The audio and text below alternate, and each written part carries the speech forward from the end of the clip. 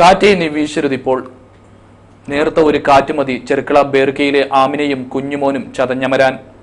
പൊളിഞ്ഞു വീഴാറായ വാടകമുറിയിൽ പേടിച്ചു കഴിയുന്ന ഉമ്മയും മോനും സങ്കട കാഴ്ചയാവുന്നു.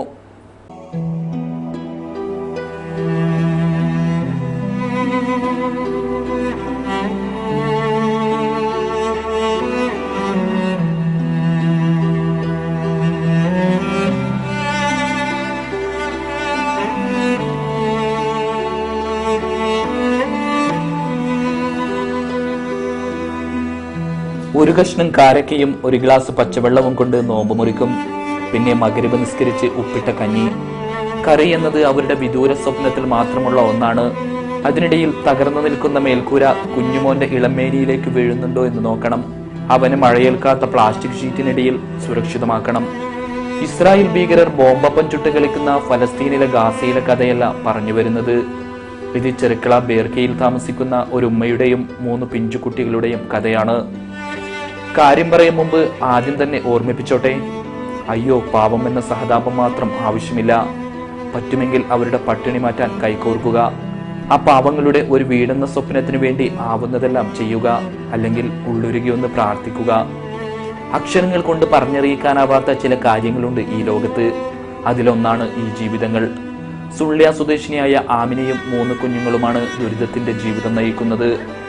നാടുനീള ഇഫ്താർ സംഗമങ്ങൾ പൊടിപൊടിക്കുമ്പോൾ, ഇന്നിന്റെ നോമ്പുതുറയുടെ വിഭവങ്ങളിലേക്ക് ചിക്കനും മട്ടനും വെജ് ബിരിയാണിയും ഒന്നിച്ചെത്തുമ്പോൾ, ഭക്ഷണം കണ്ടുമടുത്ത ആളുകൾക്ക് മുന്നിൽ ആമിനയുടെ ജീവിതം ഒരു ചോദ്യമായി മിഴിച്ചു നിൽക്കുന്നു. സത്യം, ഇന്നലെയും അവർ നോമ്പ് തുറന്നത് ഒരു കഷ്ണം കാരക്കയും പച്ചവെള്ളവും കുടിച്ചിട്ടായിരുന്നു. പിന്നെ ഇത്തിരി നേരം കഴിഞ്ഞ് സുന്ദരമായൊന്ന് ഭക്ഷിക്കാൻ അവർക്ക് മുന്നിൽ പൊരിച്ചതും വറുത്തതുമില്ല. ഉപ്പിട്ട കഞ്ഞിയാണ് അവരുടെ കൺമുന്നിലെ ഏറ്റവും വലിയ ബിരിയാണി. വ്യത്യസ്തങ്ങളായ പഴച്ചാറുകളും അപ്പത്തരങ്ങളും കൺമുന്നിൽ നിറയുന്ന നോമ്പുതുറ. റോള്, പപ്സ്, ഉള്ളിവട, സമൂസ. നമ്മുടെ നോമ്പുതുറ വിഭവങ്ങളുടെ എണ്ണം നീണ്ടു പോകുമ്പോൾ തൊട്ടടുത്ത് പട്ടിണി കിടക്കുന്ന പാവങ്ങൾ ഇപ്പോഴും ഈ ഭൂമിയിലുണ്ട് എന്ന സത്യത്തിന് ആമിനയുടെ ജീവിതം അടിവരയിടുന്നു. ഇത് ആമിനയുടെ പരാതിയോ പരിഭവമോ അല്ല. കാരണം ഭക്ഷണത്തെക്കുറിച്ച് അവർക്കൊന്നും പറയാനില്ല. അവർക്ക് പറയാനുള്ളത് ഒരു കാര്യം മാത്രം: എനിക്ക് വീടൊന്നും വേണ്ട, നിസ്കരിക്കാൻ, മഴ നനയാതെ കുഞ്ഞുമോനെ ചേർത്ത് പിടിക്കാൻ ഒരു മുറി, അത് മാത്രം മതി. അതിനെ ഞാൻ വീടെന്ന പേരിട്ട് വിളിച്ചോളാം. മഴ പെയ്ത് വെള്ളം കെട്ടിക്കിടക്കുന്ന ഓടുകൾ, അങ്ങിങ്ങായി ഇളകി നിൽക്കുന്ന പഴകി ദ്രവിച്ച വാടകമുറിയിലിരുന്ന് സങ്കടം പറയുമ്പോൾ ആമിനയുടെ കണ്ണ് നിറയുകയാണ്. കാരക്കയും വെള്ളം കൊണ്ട് തുറക്കുന്നു. ഇരിക്കുന്ന ചെറിയൊരു കൂട് കിട്ടിയാൽ മതി. പ്ലാസ്റ്റിക്കും കെട്ടി ഞാൻ ഇരിക്കട്ടെ, നിസ്കരിക്കാനും കിടക്കാനുള്ള സ്ഥലം അത്ര കിട്ടിയാൽ മതി. എനിക്ക് ഇവിടെ ഇരുന്ന് 1 കൊല്ലമായി. 4 മൈലില് 2 കൊല്ലം ഉണ്ടായി. ഫുള്ള് ചോരുന്നു. ഉറങ്ങാൻ പറ്റുന്നില്ല. ഞാനും കുഞ്ഞി ഇരുന്നിട്ട് നേരം വെക്കല്. ഫുള്ള് പ്ലാസ്റ്റിക് കെട്ടിയിട്ട് അതിലും കൂടെ ചോരുന്നു. മതല്ലേ കൂടി വെള്ളം വന്നിട്ട് ഫുള്ള് ഊടെല്ലാം പൊളിഞ്ഞു പോയിട്ട് എന്തുമില്ല കാറ്റത്ത്. വീടുകൾ ആവശ്യത്തിനുമപ്പുറം അലങ്കാരമാക്കി മാറ്റുന്ന കാലത്ത് നമ്മൾ ആമിനയുടെ മുറി കണ്ടാൽ കരഞ്ഞു പോകും. നമ്മുടെ മുറ്റത്ത് നിരത്തിയ ഇന്റർലോക്കിന്റെ കാശുണ്ടായിരുന്നുവെങ്കിൽ ആ ഉമ്മാക്കും കുഞ്ഞുമോനും മഴയെയും കാറ്റിനെയും പേടിക്കാതെ കിടന്നുറങ്ങാമായിരുന്നു. ഓരോ തുള്ളി മഴയും അവരുടെ മേനിയിലേക്കാണ് പെയ്തിറങ്ങുന്നത്. നല്ല മഴയുള്ള ദിവസം മുറി വെള്ളം നിറഞ്ഞ് പാടം പോലെയാവും. കിടക്കുന്ന മുറിക്കുള്ളിൽ ഒരു പ്ലാസ്റ്റിക് കെട്ടിവെച്ചിട്ടുണ്ട്. അതിലെ വെള്ളം മുറിക്കുള്ളിൽ തന്നെ വെച്ചിരിക്കുന്ന ബക്കറ്റിലേക്ക് പോകും. കനത്ത മഴയുള്ള സമയത്ത് മിനിറ്റുകൾ കൊണ്ട് അതിനെ കാലിയാക്കണം. 1.5 വയസ്സുള്ള കുഞ്ഞുമോൻ ആബിദിനെ അതിനരികിലെ തൊട്ടിലിൽ കിടത്തും. പലപ്പോഴും മഴത്തുള്ളികൾ മോന്റെ ദേഹത്താണ് വീഴുന്നത്. കഴിഞ്ഞ ആഴ്ച ആരോ ഒരാൾ പ്ലാസ്റ്റിക് വാങ്ങി നൽകുന്നത് വരെ മഴ നനയാൻ മാത്രമായിരുന്നു വിധി. ആമിന പറയുന്നു, ഉറങ്ങാറേയില്ല. തിണ്ണയിൽ വെള്ളം നിറഞ്ഞു നിൽക്കുന്നതിനാൽ തണുത്തു വിറക്കും. പിന്നെ കാറ്റ് വരുമ്പോഴൊക്കെ വല്ലാത്ത പേടിയാണ്. ഓടുകളൊക്കെ ഇളകിയാടുമ്പോൾ മുറി തകർന്നു വീഴുമെന്ന് തോന്നും. അതിനിടയിലും ആ കുഞ്ഞുമോൻ തൊട്ടിനടിയിൽ കിടന്ന് മോണ കാണിച്ച് ചിരിക്കുന്നു. അവനറിയില്ലല്ലോ ഏതു നേരവും അപകടം വന്നേക്കാവുന്ന മേൽക്കൂരക്കടിയിലാണ് ഞാനും ഉമ്മയും കഴിയുന്നതെന്ന്.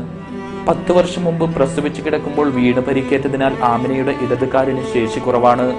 മുട്ടിന്റെ ചിരട്ട എടുത്തു മാറ്റിയിട്ടുണ്ട്. തണുപ്പിൽ നിൽക്കാൻ പാടില്ലെന്ന് അന്ന് ഡോക്ടർമാർ അറിയിച്ചിരുന്നു. എന്നാൽ ഇന്ന് ആമിന സദാസമയവും ചെളിക്കുളത്തിലാണ് കഴിയുന്നത്. അതുകൊണ്ട് തന്നെ കാലുകൾ മരവിച്ചു പോവുകയാണെന്ന് ആമിന സങ്കടപ്പെടുന്നു.